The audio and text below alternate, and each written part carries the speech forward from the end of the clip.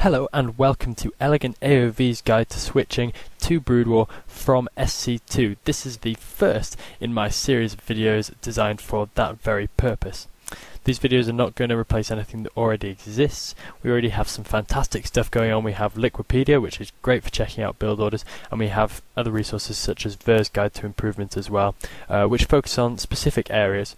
But really I'm going to try and provide an overview of what to expect from the game and an approach to how to think about it, really. So we're going to go straight into this episode with unit differences, some basic mechanics differences, and some focus on key new units that you're going to have to get used to in order to play the game effectively from an early level.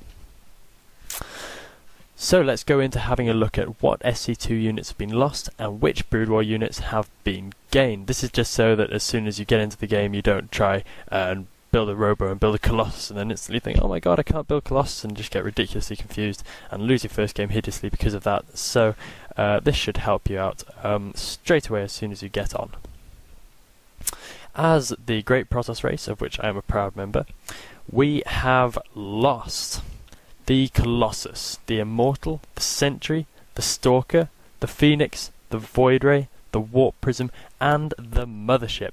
But fear not, all is not lost, because we have gained lots of good stuff as well. We have gained the Dragoon, the Dark Archon, the Corsair, the Scout, the Shuttle. I apologise for the lack of picture. That is a Reaver. We've gained the Reaver and also the Arbiter, which I've also forgotten to picture. Both of those pictures missing will be added into the OP later. So now that we have a bit of an idea of what new units are going on, let's have a look at what has replaced what. The Stalker and the Sentry are our two basic Protoss units, and the Stalker has been replaced by the Dragoon. The Dragoon is a dramatically stupid unit, so this is going to take a bit of getting used to controlling, but it's a really solid army backbone, and you're going to be producing these from pretty early on, so be prepared to really work at your control there. The Sentry has gone completely unreplaced. Intermediate units, we have the Colossus, the Immortal, the Phoenix, the Void Ray, the Warp Prism. The Colossus has been replaced by the Reaver. This is possibly the most important switch of all, because Colossus very highly used, Reaver used for a slightly different purpose. They're kind of a harassment unit, they're pretty difficult to micro, and we'll go into more detail in that when we look at some of the key units a bit closer, because this is definitely one to count as a key unit. The Phoenix has been replaced by the Scout. The Scout is expensive, it is slow without its upgrade, and is extremely slow to build, so please do yourself a favour and don't go focusing on this one anytime soon. The Void Ray goes unreplaced. The Warp Prism has been replaced by the Shuttle in its ability to carry units around the map. This is very crucial to note that the warp-in mechanic no longer exists. There is no way to warp units in anywhere on the map. As Protoss, they will appear right outside your gateways, and they will take the standard build time that they always take. So that's going to take a bit of getting used to, but it's a pretty easy mechanic switch to get the hang of. The Mothership is gone entirely. Some say it's been replaced slightly by the Arbiter, but I don't really buy into that. Arbiter, late game flying spellcaster, pretty much about it. So onwards and upwards now to the Terran Hordes.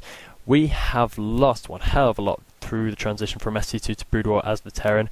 We have lost the Banshee, the Hellion, the Marauder, the Medivac, the Mule, the Raven, the Reaper, the Thor, and the Viking. I think I got two of those pictures the wrong way around, but never mind, because I'm sure you can fill in the blank as you go along. And that is an awful lot to have lost in the transition. But fear not, because we have gained plenty as well. We have gained the Medic, the Firebat, the Wraith, the Science Vessel, the Vulture, the Dropship, the Valkyrie, and the Goliath. So let's take a look at the basic Terran units which were in there. The Marauder, the Hellion, the Reaper, and the Mule. The Mule is now gone entirely. For anyone who thinks that this might be a kind of dumbing down mechanic, don't worry, you're still going to have plenty enough work to do by just going back to command centres and sending units to mine minerals or gas every 10 seconds or so. So I wouldn't worry about the lack of multitasking in there. The Marauder is now gone. Barracks units don't really come in this chunky mechanized form anymore. Everything that comes out of your barracks is going to be as weak as hell, and is going to need some pretty hard babysitting, and will take a bit of time to learn how to micro. But by all accounts of all Terrans, SK Terran and strategies using mass Marines and medics are some of the most fun out there, so you're going to have a lot of fun with that.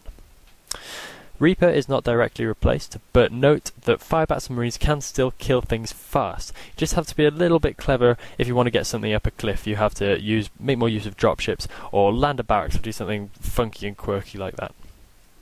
The Hellion has been replaced by both the Vulture and the Firebat.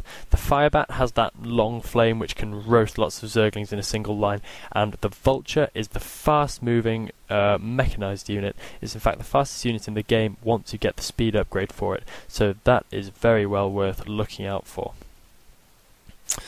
The Banshee and the Viking have been replaced by the Wraith and the Goliath.